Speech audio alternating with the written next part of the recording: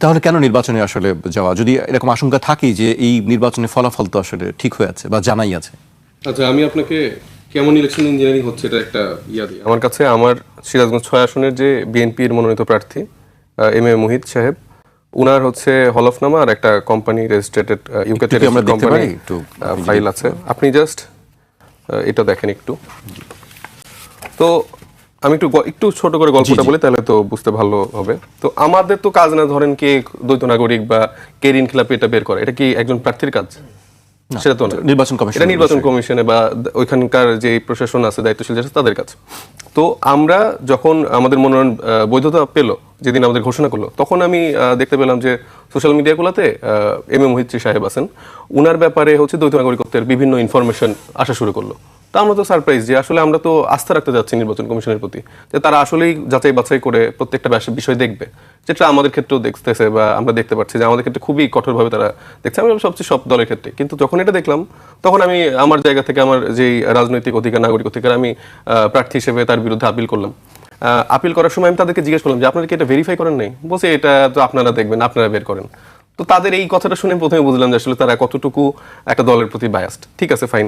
তো তারপরে গতকালকে আমার শুনানি ছিল, ওনারাই বলছেন যে এটা আপনারা দেখবেন, এটা নাকি আমাদের বের করার কাজ, মানে আমি এই ইনফরমেশনগুলো আপনারা চেক করে বের করবেন না। তো গতকালকে আমার শুনানি ছিল। তো শুনানিতে আমাদের কাছে ধরেন অ্যাজ এ সিটিজেন আমাদের কাছে তো খুব বেশি ইনফরমেশন পাওয়ার সুযোগ নেই। এই যে আপনি দেখেন, এটা একটা মানে ইউকে.গভর্নমেন্টের অফিসের কোম্পানি রেজিস্টার্ড একটা জায়গা। আমি এখানে মুহিত সাহেবের যেই ইলেকশনে যে হলফনামা দিয়েছে, সেখানে দু একটা ইনফরমেশন বলি, আপনি জাস্ট একটু মিলাই নেন। একটু 3 নাম্বার পেজে দেখেন ওনার নাম কি মুহিত দেয়া আছে কিনা, থ্রিতে মুহিত দেয়া আছে। তারপরে আপনি এরপরের কয়েকটা পেজে যান, প্রবাবলি এটাতে, এখানে ওনার মেয়ের নাম হচ্ছে শামামা মুহিত কন্যা, এই যে এখানেও কিন্তু সেটা দেয়া আছে। তারপরে এখানে ওনার যে বয়স, ওনার বয়সও সেম। তারপরে ওনার যে ওয়াইফের নাম সেটাও সেম।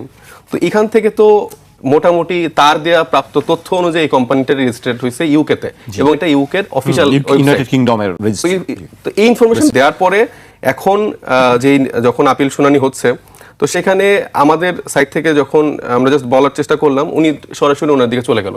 জাস্ট কয়েকটা কোয়েশ্চেনে যে আচ্ছা আপনি কি ওখানকার নাগরিক, মানে উনি পারলে কোয়েশ্চেনের উত্তরটাও দিয়ে দিচ্ছে। উনি বলার চেষ্টা করছে যে না, আমি মানে সারা জীবন পড়ালেখা এখানে করছি, তারপরে 15 বছর ওইখানে পিএইচডি করছি, এরকম সে ইনফরমেশন দেওয়ার চেষ্টা করলো।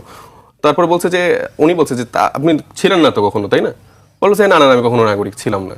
তো এই আমরা যখন আমাদের সাইট থেকে যখন বলার চেষ্টা করলো, বলছে যে হ্যাঁ, এটা একটা থার্ড পার্টি ওয়েবসাইটের ইনফরমেশন, এটা কোনো এরকম ভ্যালিড না। তো আমি এতগুলো তথ্য দিলাম, যেখানে অনেকগুলো ইনফরমেশন একসাথে মিলতেছে। তো আপনার তো সুযোগ ছিল যে এই ইনফরমেশনের থ্রুতে তার পাসপোর্ট নাম্বার বা যাচাই বাছাই করার সুযোগটা ছিল, সেই সুযোগটাই তো আপনারা নিলেন না। এবং তাকে মানে উইদিন ধরেন 5 to 10 মিনিটসের মধ্যে ওনারটা জাস্ট শুনেই তাড়াতাড়ি করে বলে হ্যাঁ আপনি এটা বৈধ।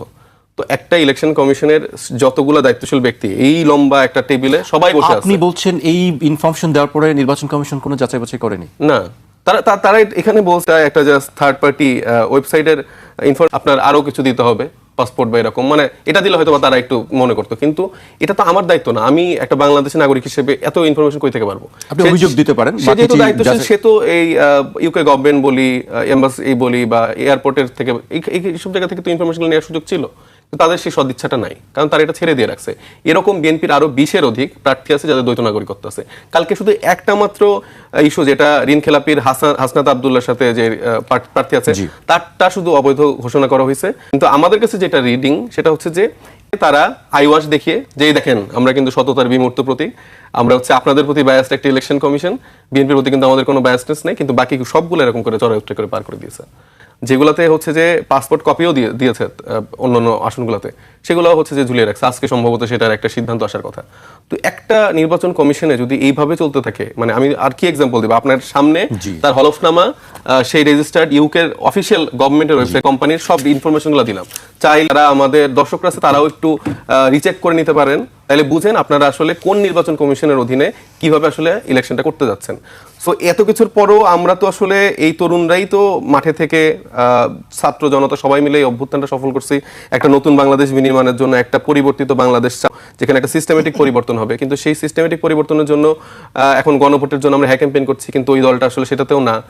মানে তারা আসলে কি চাচ্ছে, মানে একদিকে আমরা দেখতেছি যে মানে এই জুলাইয়ের ফলেই তো আসলে যে অ্যাটর্নি জেনারেল মানে হলেন, যে ওনার নাম কি, মোহাম্মদ আসাদুজ্জামান, তো সাবেক যে অ্যাটর্নি জেনারেল ছিলেন, সে এখন হচ্ছে বিএনপির প্রার্থী হিসেবে ইলেকশন করতেছেন। তো সে একটা সবাই যে বলতেছে যে যখন হচ্ছে যে এরকম রিড করা হয়, সে নাকি এটা আটকানোর চেষ্টা করছিল, যে না তো আমরা সবাইকে এরকম করে করতে পারি না, এবং তারা এখন বলা শুরু করছে ইলেকশনের মাঠে। আগে তো বলতো না, এই একটা ভেগ আনসার দিত তারেক রহমান সাহেবের মতো, উই হ্যাভ প্ল্যান কি সেটার কেউ জানে না। সো এই উই হ্যাভ এ প্ল্যানের মতো করে তারা প্রত্যেকটা জায়গায় ভেগ এরকম করে উত্তর দিত, হ্যাঁতেও আসি নাতেও আসি, কিন্তু কোনো উত্তর দিত না। এখন ইলেকশনের আগে হয়তো কিছু ভোটার ব্যাংক ট্যাঙ্ক দেখতে পাচ্ছে, তখন এগুলো জানাচ্ছে। আবার দেখতেছি যে এই মানে বিভিন্ন হত্যা মামলায় আসামি এরা 200-300 কর্মী বিভিন্ন জায়গায় আওয়ামী লীগের যারা ছিলেন তারা সব বিএনপিতে যোগ দিচ্ছে, সেটা আবার ফলাও করে তারা অনুষ্ঠান করে তাদেরকে গ্রহণ করতেছে। এই যদি হয় বিএনপির অবস্থা, যদি হয় বা আপনার বক্তব্য অনুযায়ী যদি অবস্থা যদি এটাই হয় যে আপনারা বুঝতে পারছেন, তাহলে কেন আসলে সেই নির্বাচনে আপনি পার্টিসিপেট করছেন? আমরা তো চেষ্টা করতেছি, মানে বলে কয়ে প্রতিবাদ করে সর্বোচ্চ চেষ্টাটা আমরা তো করে যাচ্ছি, কারণ আমরা তো নতুন করে আর কোনো রক্তপাত চাই না, কোনো হানাহানি চাই না।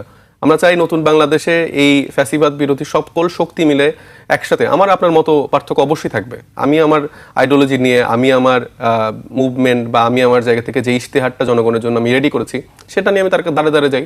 সে যদি মনে করে আমাকে ভোট দিবে, প্রশাসন জাস্ট নিউট্রালি তাদের জায়গাটা পালন করুক, না এনসিপি, না জামাত, না বিএনপি, না ভাইদের কারো পক্ষে তো হওয়ার দরকার নেই। এই চেয়ারটাই বসছেন, আপনাদের একটা অর্পিত একটা আমানত, সেটা আপনারা পালন করেন। এখানে কাউকে আলাদা করে সুযোগটা তো দেওয়ার দরকার নেই, কিন্তু তারা না করে এইগুলা করতেছে। এবং এই যে বিএনপি যেসব সিনিয়র লিডাররা আছে তাদেরকে তো আমি সম্মান করার চেষ্টা করি, কিন্তু তারা যেসব ভাষায় কথা বলে তাদের উপর আস্তে আস্তে সেই সম্মানটা। গতকালকে আব্দুল আল মিন্টু সাহেব আমাদের যে লয়ার ছিলেন তাকে উদ্দেশ্য করেই বলতেছেন তারও দ্বৈত নাগরিকত্বের একটা ইস্যু আছে, তাকে ব্লাডি সিটিজেন বলে গালি দিচ্ছে বা এরকম করে খুব ছোট করে কথা বলছে। তো এই ব্লাডি সিটিজেনদের কাছে আপনারা এখন এই ভোটের আগে টুপি পরে ইসলামী লেবাস ধারণ করে হঠাৎ করে যে হচ্ছে ভোট চাবেন, ক্ষমা চাবেন, আমি একটাকে অ্যাড করি, এই যে টুপি পরে ভোটের মাঠে নামা বা ইসলামী লেবাস, এটা তো আমরা দেখছি সব রাজনৈতিক দলে করেনি। তো এই যে ওনারা যে এরকম করে শুরু করতেছে, কিন্তু আমাদেরকে তো তারা ওইভাবে তো মূল্যায়ন করে না, কারণ ভোটটা পেয়ে যাওয়ার পরে আব্দুল আল মিন্টু সাহেব থেকে শুরু করে আপনারা নতুন করে এই সালমান এফ রহমান তৈরি হইতে দেন, তারপরে ওই আওয়ামী লীগের সময় যেসব বড় বড় লোকজন ছিল যারা আসলে মানুষই মনে করতো না, এরকম অলরেডি কিছু ফিগার তৈরি হয়ে গেছে, সালাউদ্দিন সাহেব থেকে শুরু করে অনেকে তৈরি হয়ে গেছে।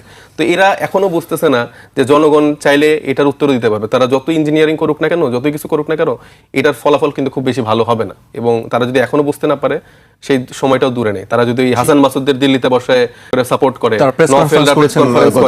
হচ্ছে যে তারা বাংলাদেশের ভিতর বিষয়ে এখন কথা বলা শুরু করে দিল্লিতে বসে বসে, এটা তো কারো শেল্টার ছাড়া তো তারা সুযোগটা পায় না।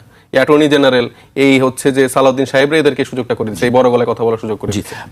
মাসুদ ভাই আছেন আমার সামনে, কিন্তু তারপর প্রশ্নটা আপনাকেই করছি। আমি কথার মধ্যে বলছিলাম যে আসলে নির্বাচন আসলেই আমাদের লেবাসটা কেন পাল্টাতে হয়? শুধু এবারের কথাই বলছি না, আমি অতীতের অনেকবার দেখেছি, অনেক যে নির্বাচনের আগেই আমাদের এটা পাল্টে যায়, বদলে যায় লেবাস। এটা কেন? এটা যে আমি বললাম যে আমরা যেই নতুন এটা সমর্থন করেন? আমি সমর্থন করি না।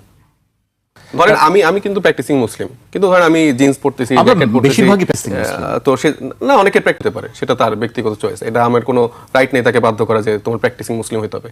সে তার মধ্যে যদি সেই ঈমান আকীদা না আসে, আমি আমার জায়গা থেকে তাকে সর্বোচ্চ বলতে পারবো, সে যদি আমার কাছের মানুষ হয়, কিন্তু জোর করে কারোর উপর চাপাই দেওয়ার আমার রাইটটা নাই। এখন ধরেন যে আমি এখন ফেক করে আমি টুপি পরে আলাদা করে মানে সারাদিন হচ্ছে এই কাজগুলো করছি, ওটা তো আসলে ঠিক না। আমি যখন মসজিদে যাই, অনেক সময় টুপি পরি, আবার অনেক সময় পরিও না। এটা আসলে সেই সময় আমার কাছে টুপি ছিল বা আছে কিনা সেটার উপর ডিপেন্ড করে। আমাদের দলের এরকম অনেক করতেছে, এই যে জিনিসটাকে আমি আসলে সাপোর্ট করি না। আমার মনে হয় যে যেটা আপনি সেটাই থাকার চেষ্টা করা উচিত, মানে এটা বাড়তি কোনো কিছু করার প্রয়োজন পড়ে না। মানুষ তো এখন অনেক স্মার্ট।